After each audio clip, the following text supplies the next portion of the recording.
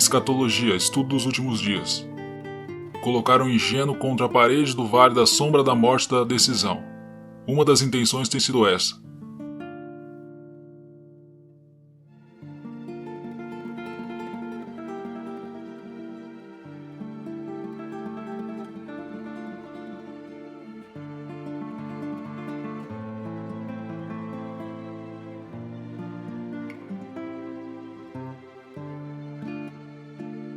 Desde que as estrelas caíram do céu e nossos símbolos mais altos empalideceram, uma vida secreta governa o inconsciente. Jung.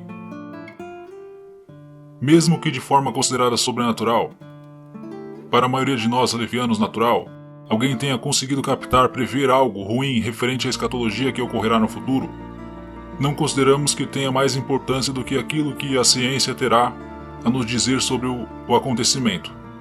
Consideramos que os filósofos darão suporte adequado para lidar com os acontecimentos futuros. Se surgir alguém que consegue acertar tudo o que vai acontecer e esse alguém me diga que, se eu não tirar o carro, uma árvore cairá nele, logicamente eu retiro o carro e estaciono em outro lugar. Mesmo assim, isso não provará os dogmas da religião desse alguém. Os terremotos não nasceram ontem. Na Bíblia, por exemplo, há relato de terremoto em Amós, capítulo 1, versículo 1. Em nossos dias vivemos num mundo cheio de meios de comunicação e podemos assistir a catástrofes naturais acontecendo em tempo real, e isso instiga ânimos. Conforme a ciência, o número de terremotos aumentaram ou diminuíram? Se aumentaram, por que motivo, conforme a ciência? Se a ciência apresenta ideias sobre quando e de que forma seja provável que ocorra catástrofes ou o fim do mundo, nós damos atenção para isso.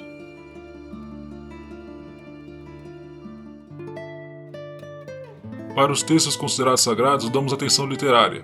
Interpretamos conforme nossos métodos. Qual o possível estado mental do autor do Apocalipse ou dos autores de textos islâmicos referentes à escatologia?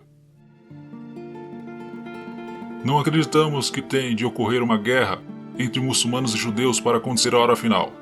Talvez pensar assim instigue a guerra. O que acaba com o nosso mundo é a própria destruição do meio ambiente, e não a homossexualidade de habitantes da Terra.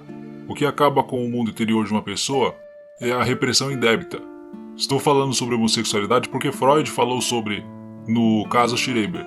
Talvez a guerra escatológica ocorra dentro de nós, seja referente à saúde mental. Uma pessoa pode trazer os textos terroristas de livros considerados sagrados por conta de projeção, isto é, pode estar ocorrendo uma catástrofe interior na vida da própria pessoa e ela projeta essa catástrofe. Para quem quer se aprofundar em escatologia, em Freud, indicamos o caso Schreiber. Sobre a influência de visões em parte de natureza terrificante e em parte de grandiosidade indescritível, a convicção de que haveria uma grande catástrofe e um fim de mundo. Vozes lhe diziam que estava perdida a obra de um passado de 14 mil anos, que a Terra duraria apenas mais 212 anos. E na última parte de sua estadia na clínica onde estava, achava que esse período já havia acabado. Ele próprio era o único ser humano verdadeiro que ainda restava, e as poucas figuras humanas que ele ainda via, o médico, os enfermeiros e pacientes, afirmava serem homens feitos às pressas produzidos por milagre. A configuração de delírio que mantinha o eu e sacrificava o mundo revelou-se de longe a mais forte.